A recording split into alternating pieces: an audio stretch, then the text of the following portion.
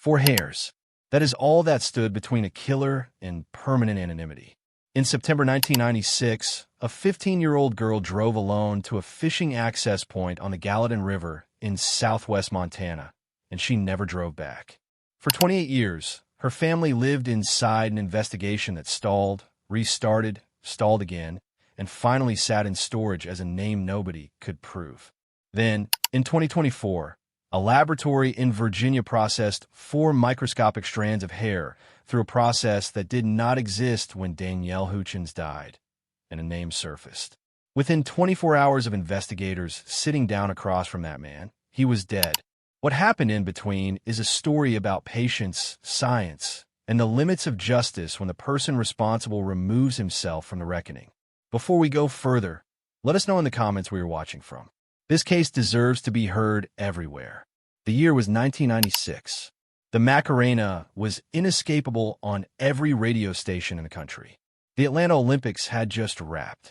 Gas hovered around $1.15 a gallon. In Belgrade, Montana, a small farming town about 12 miles northwest of Bozeman, life still moved at the pace of a community that had not yet been transformed by the ski and tech money flooding into the Gallatin Valley. Screen doors stayed unlocked. Kids rode bikes to the edge of town without anyone batting an eye. Danielle Houchins went by Danni. She was 15 years old, and to the people who knew her, she was inseparable from her laugh, the kind that filled a room and made strangers smile without knowing why. She had a younger sister, Stephanie, who would spend the next 3 decades carrying her memory forward in public, long after most people had stopped asking. Danni knew the Gallatin River. The Cameron Bridge fishing access site, a popular spot just south of Belgrade, was not some random destination.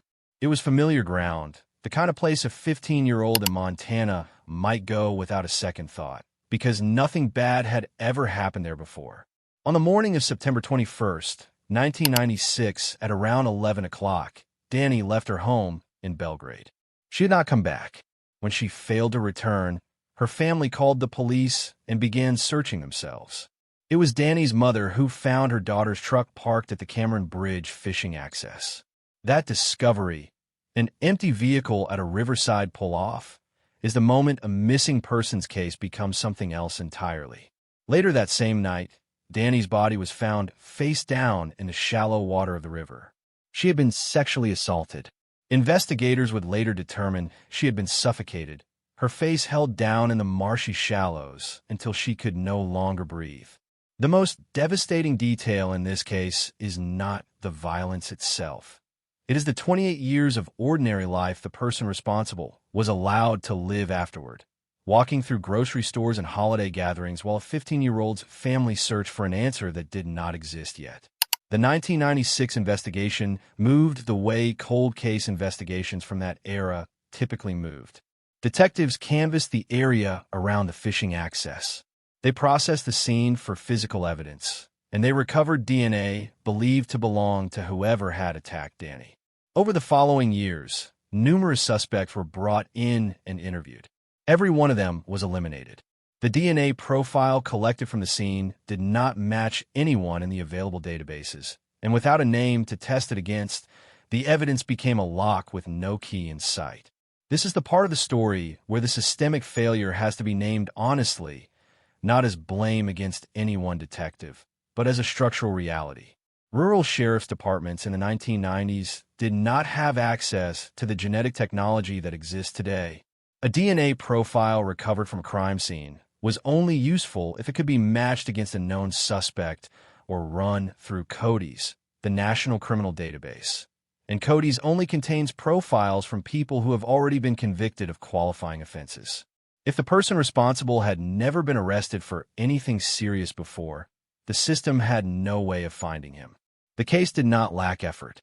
It lacked a technology that simply had not been invented yet. Investigators ran out of leads, not out of will, and the file moved from active to cold. What never went cold was the family. For years, the case stayed alive less through department resources and more through the refusal of people who loved Danni to let her be forgotten. The kind of persistence does not show up in a case file, but it is often the reason cases like this one don't disappear entirely. It keeps a name circulating. It keeps a door open for the day the science finally catches up. That day arrived in stages. In 2021, Gallatin County elected a new sheriff, Dan Springer, who made a decision that would ultimately change everything. He brought in two specialists from California to take a fresh look at the file. One was Tom Elfmont, a retired Los Angeles Police Department detective working as a private investigator.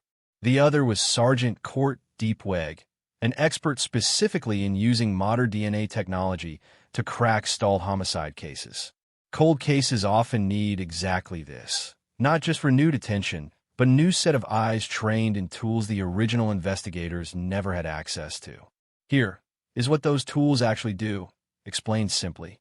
Forensic genetic genealogy starts with a basic biological fact. Every person inherits DNA from their parents, grandparents, and a long chain of ancestors before them. A DNA profile from a crime scene is therefore not just a fingerprint for one person. It is also a faint genetic echo of every relative that person has, going back generations.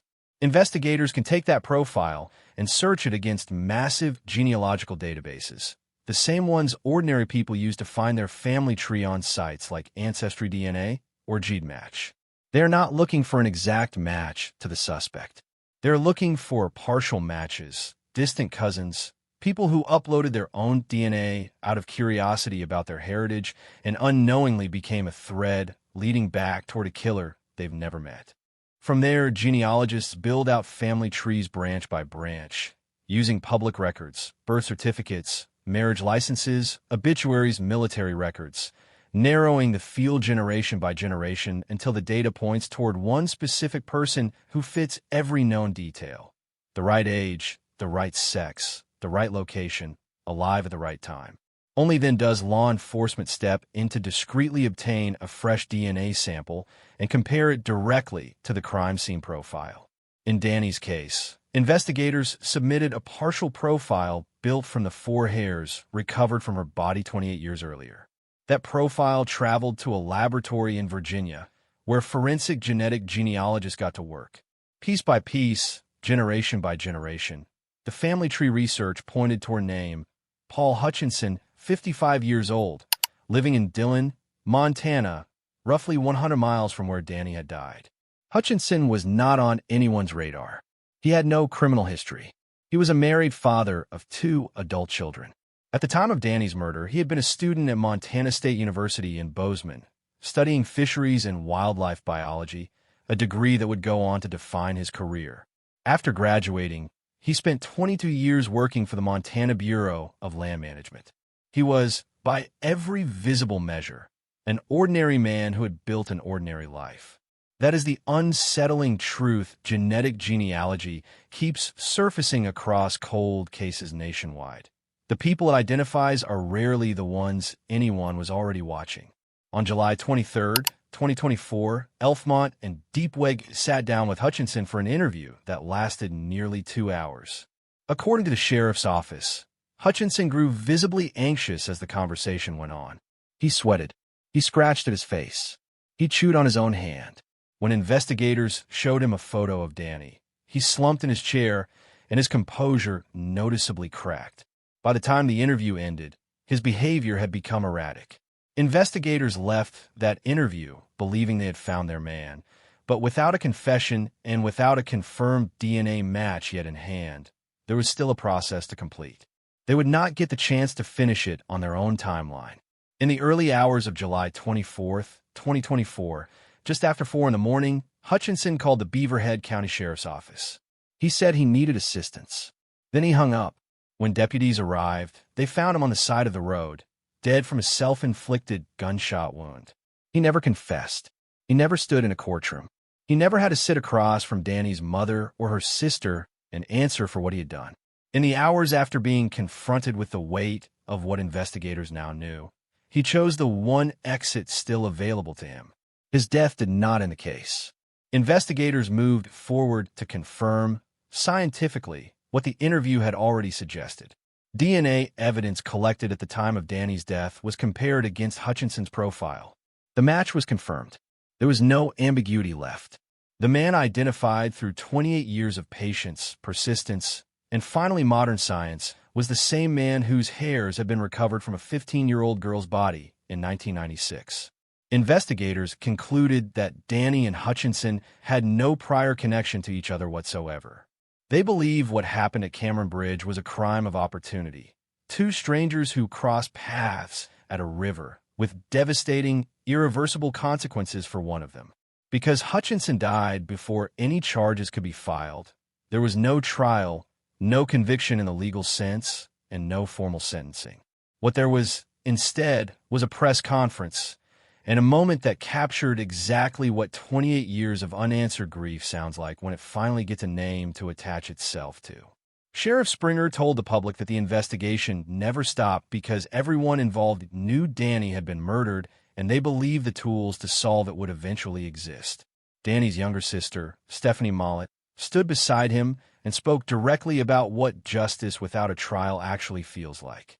She said that even though the man responsible would never face a jury, she had no doubt he was the one who attacked and killed her sister, and that when the moment came to answer for what he had done, he chose to end his life instead of facing her family. That is, in many ways, the entire emotional core of this case. Danni did not get a trial. Her family did not get a sentencing hearing or a verdict read aloud in a courtroom. What they got after 28 years was certainty, a name, a confirmed match, and the end of not knowing. Danni was 15. She had a sister who never let the world forget her. She trusted a river she had been to before. She did not get to turn 16, or 25, or 40. She did not get to see the technology invented that would eventually answer the question her family had been asking since 1996. She deserved so much more than what she got, and so does every family still waiting on a case like hers. Here at the end are 3 things this case teaches, specifically and practically, not in the abstract. 1. Evidence preservation is not paperwork. It is the entire reason this case was ever solvable. The 4 hairs recovered from Danni's body in 1996 survived in storage for nearly 3 decades, untouched by the technology that would eventually need them. If you have a family member with a cold case, you have the right in most states to formally ask the investigating agency, in writing, whether biological evidence from the case has been preserved and whether it has ever been submitted for forensic genetic genealogy testing. That single question has reopened cases across the country. 2.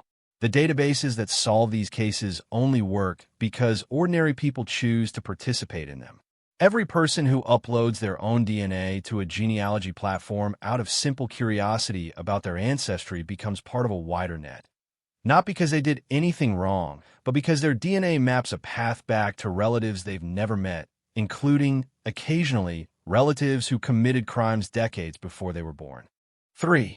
Progress in cold cases often depends less on the case itself and more on who is in charge of revisiting it. Nothing changed in Danni's case for 25 years. Then a newly elected sheriff brought in 2 outside specialists with the right expertise, and within 3 years, the case was resolved. If your family has a cold case, the most useful question to ask local law enforcement is not whether the file is still open.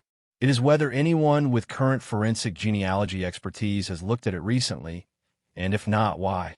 Danielle Houchins was 15 years old when she left her home in Belgrade, Montana, on September 21, 1996, and drove to a river she knew.